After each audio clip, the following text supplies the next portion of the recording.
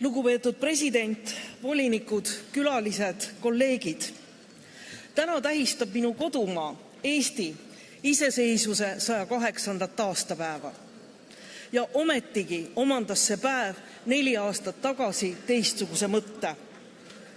Ma olen uhke oma riigi üle ja selle üle, kui palju Eesti on abistanud Ukrainat.